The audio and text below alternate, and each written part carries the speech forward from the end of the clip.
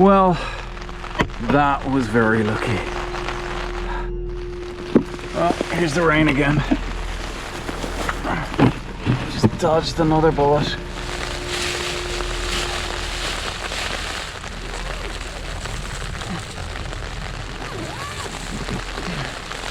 Sounds like thunder. So exhausted. I wonder when you get really old, do you get this feeling of tiredness? Just gets more and more. Is that what getting old is?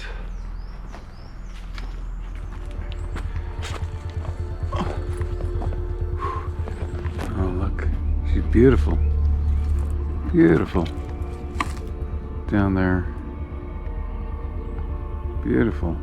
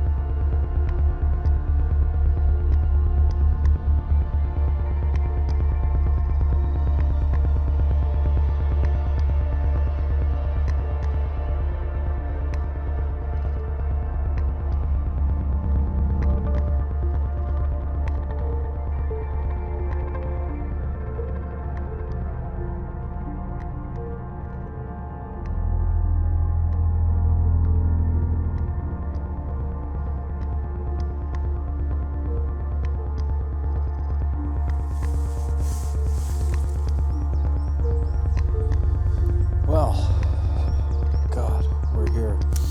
There's a story I want to tell you. And this story is called The Baby Eagle. And I wrote this, I think, back in 2004. And just to say hello to some of my friends, Alicia, Tilly. Hi, Alicia. I know you and your daughter watch my films every now and again. This one is for all the parents out there. There was once a mother and father eagle who loved their little son so much. It was their first brood, and although they had lost 2 little chicks along the way, they'd still had this young adult to show for the work they both endured. Those sleepless nights and days catching fish and rabbits. It was almost time now. He heaved his big new wings at least twice a day, stretching them, preparing to depart the nest. He thought about how dangerous the big world would be, that he'd have to catch his own fish, and that he might be alone. The big day came and went. He had a stomach pain and didn't want to fly. Another week passed and still no joy. His mother and father mulled over the problem while out catching fish one day. What he needs is to stop moaning or being afraid, said the father eagle. He's no trouble really. He can stay with us until he finds his strength, said the mother. 2 years pass, and the baby eagle is no longer a baby anymore. Fights in the nest break out almost daily, and one Saturday evening things got very heated indeed. There was some squabble over a bit of rabbit. His father snapped and pushed the son out of the way. The son stumbled backwards out of the nest and began screaming first and plummeting towards the ground second. His father looked down, open-beaked, just as Junior dropped out of sight towards the ground below. Both mother and father eagle peered over the edge of the nest, both almost in a state of tears, half expecting a thud. But there he was, flapping away and singing in the last of the sunlight. He never came home that night, nor the night after that. But he came to visit his family and lived in a nest just down the valley. Most times they'd just see him if he'd had a fight at home or needed some advice. The mother and father eagle had more little eagles, and they always used the same trick. The moral of this story is quite simple. A lot of us enjoy the comfort and security of living with our parents, but there comes a time when you should at least flap your wings a bit. Yes, it'll be scary, and yes, you will probably fail and end up back in the nest. But if you come back, they invariably treat you more like an adult, and this usually includes having to pay them rent. What's gained personally, though, is invaluable. You have to provide for yourself, govern yourself, buy pots, wash clothes. You can't cop out by bringing your clothes home every weekend. Moving out isn't a week thing. It's spending at least a month or two existing with bills and food rations. Moving out, if even for a little while, strengthens you and makes you a real adult. Sometimes all we need is a push.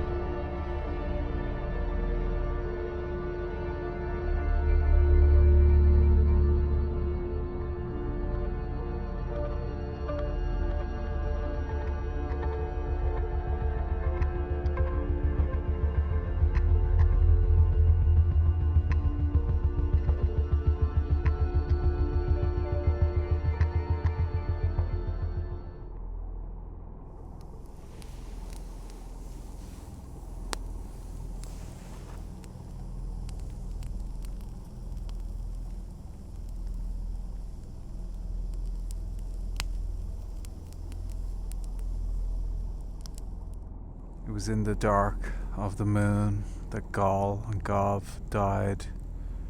They were twin brothers, and from infancy had been strangely linked in thought and action.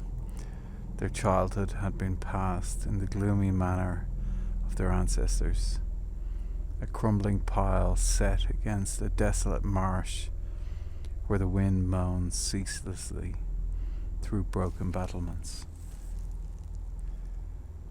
Those who knew them spoke in whispers, for there was something unnatural in their manner. They seemed never wholly alive, nor wholly sane, and a brooding menace followed them. On the night of their deaths, a storm rose suddenly and violently, lashing the marshlands with rain and thunder.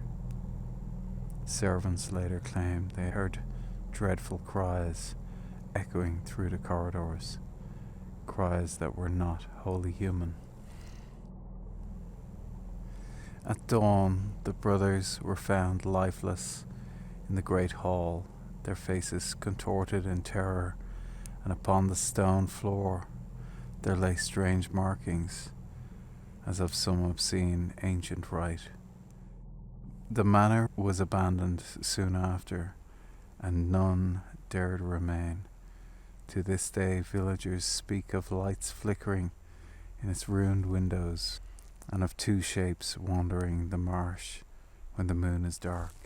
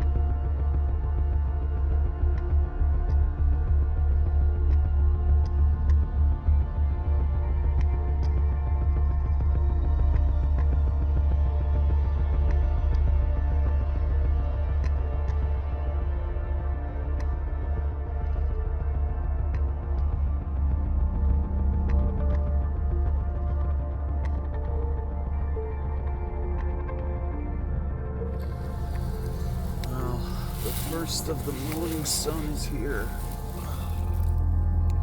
What a morning, eh? It was really, really chilly last night. It was probably, I don't know if I'm just out of practice. It was probably the coldest night I've had in a long time.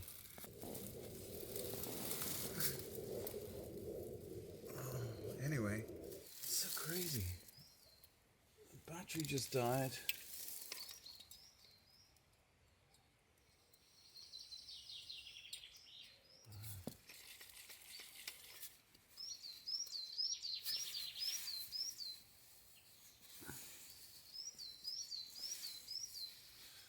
I've never seen anything like this cold. I think I'm going to almost have to boil up the kettle and pour it over this.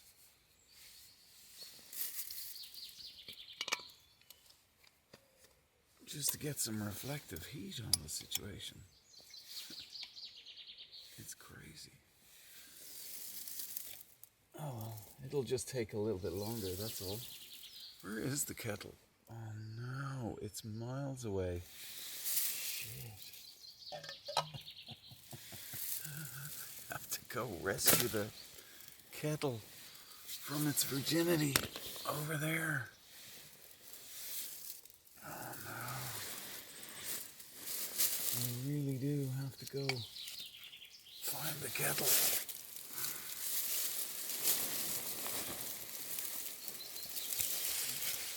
Nope. You gotta go in and out of this tent backwards. This is what I figured out. You go in and out like this. Christ.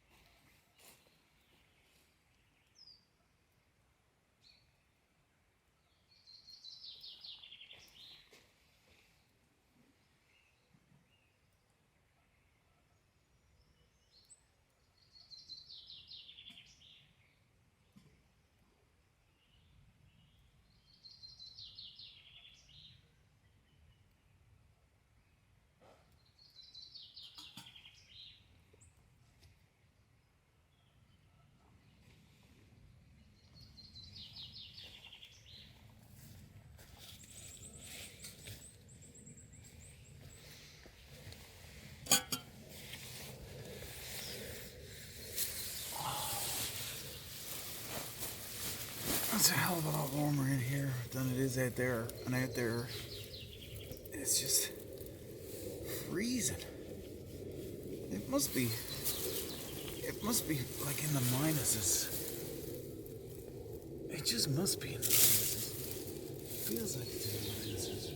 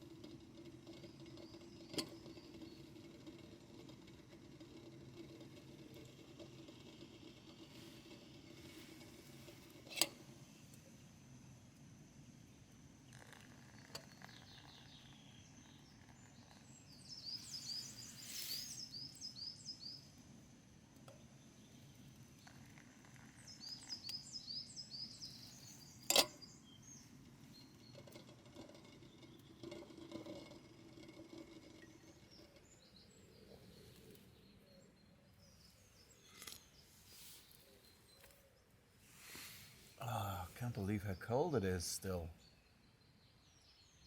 It's still freezing. Surprisingly cold.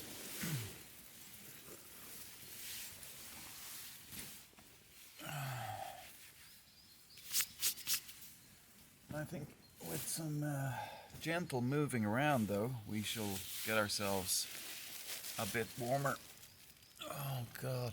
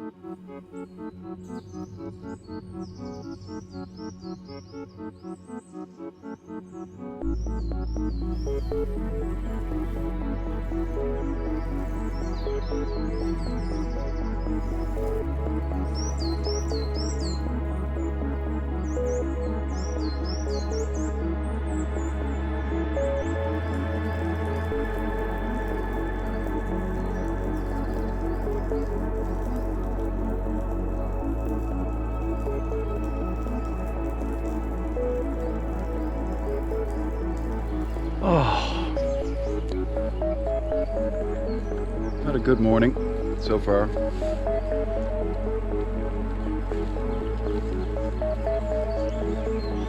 It's a lot warmer now than it was. Look at this though, hey? Look at this stuff. Sky. And what looks like little buds emerging on the tree.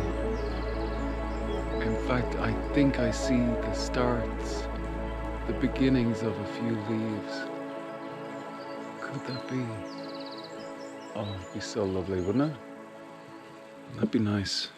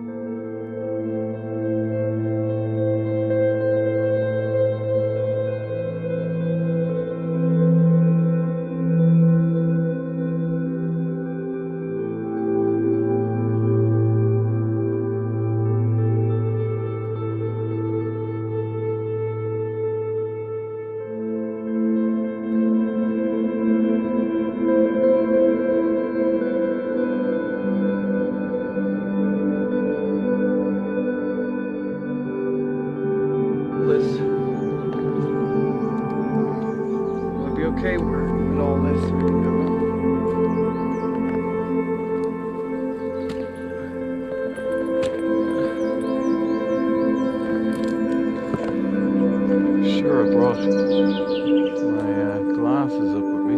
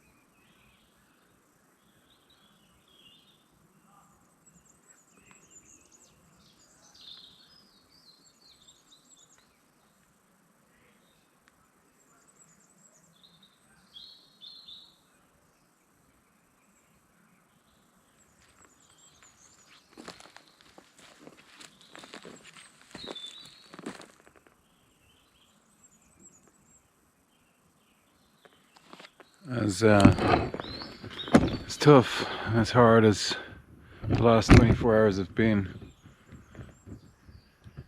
it's yeah, and the tiredness I have right now. There's very little room for anything else in my head. That was tough though. That was tough. 3 problems with having stuff like this.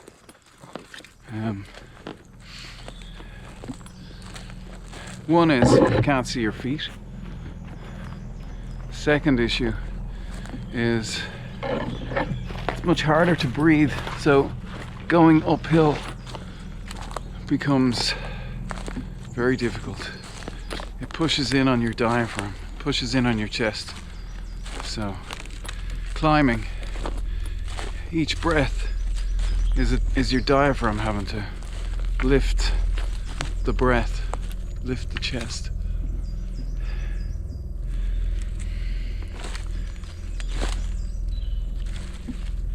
It's just not a healthy thing to do, to have these on your chest.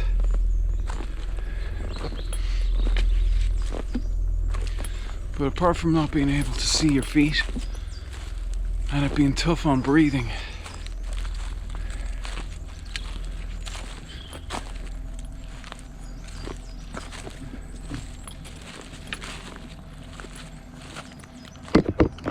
so exhausted. I wonder when you get really old, do you get this feeling of tiredness Just gets more and more. Is that what getting old is?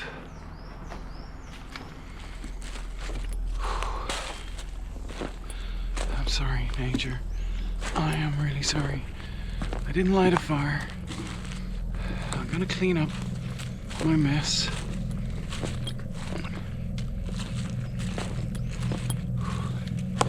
It's time to get through here. Get through this stuff.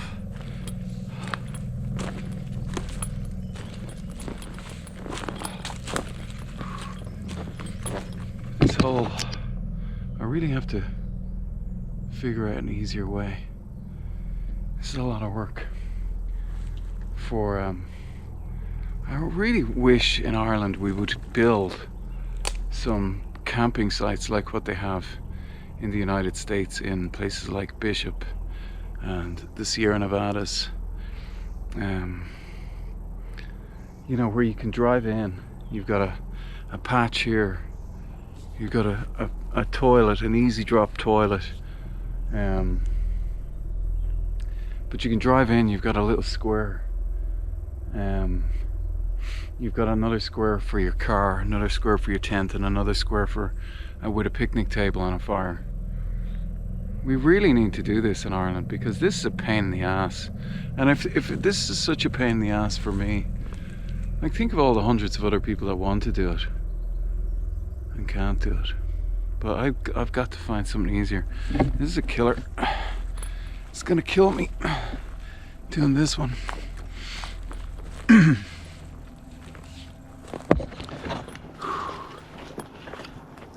Oh well.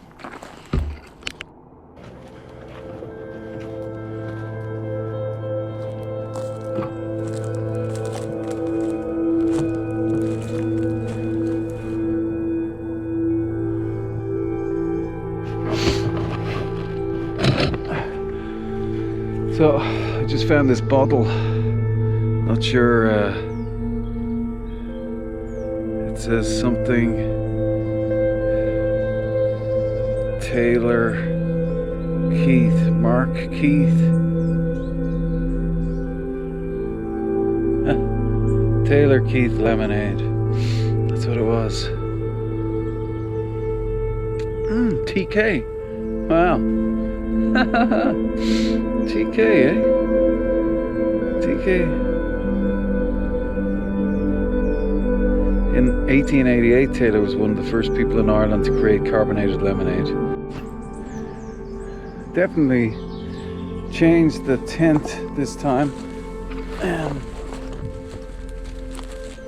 I got the geometry right this time, so instead of pegging these out to the inside part of the tent, I pegged them out to the pegs, and you can see it's a lot more pretty with it pegged down properly.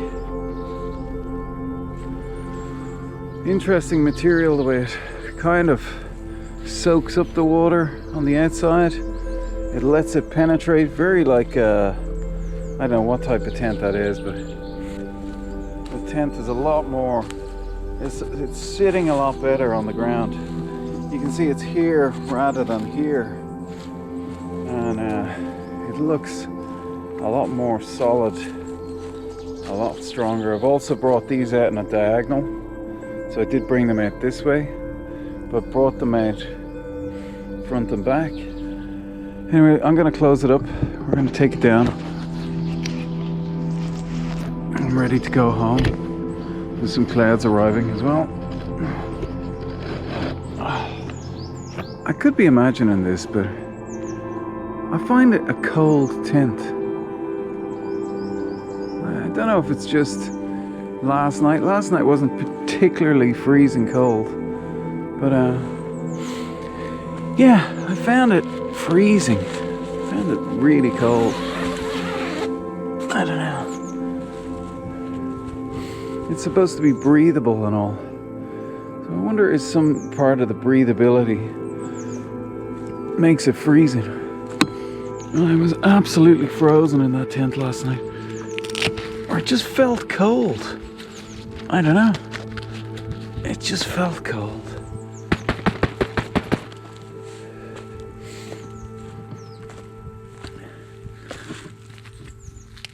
had too many vents open. Who knows?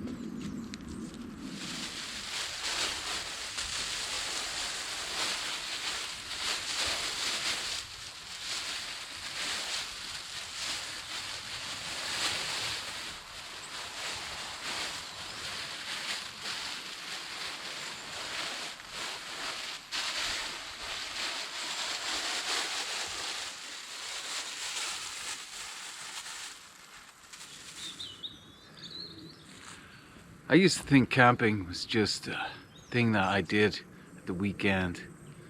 Then I started getting into game changers and ultralight. Then I got into ultra heavy, and now I'm kind of somewhere in between that. But no, seriously, this camping trip is going to be an exciting camping trip, but not for you, for me.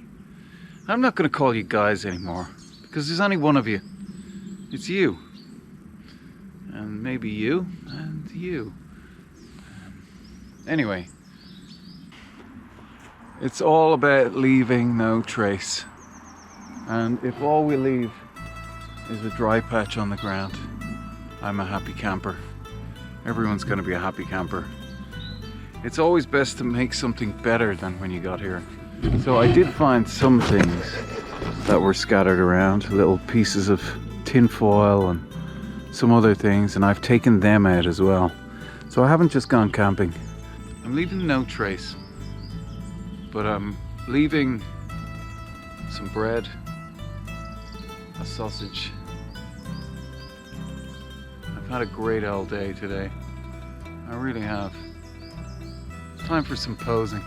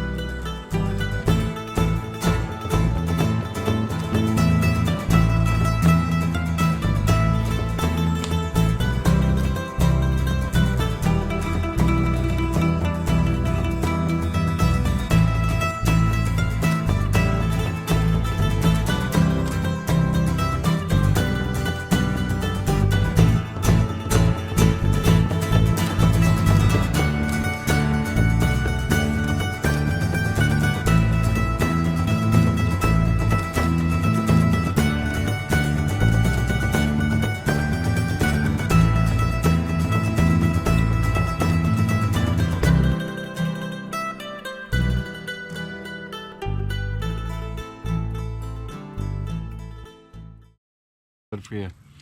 But yeah, just to reiterate the thoughts to people out there who might be having a bad day. I'm glad you're safe. I've heard about your problem, and yeah, I'm gonna send out some good vibes to you.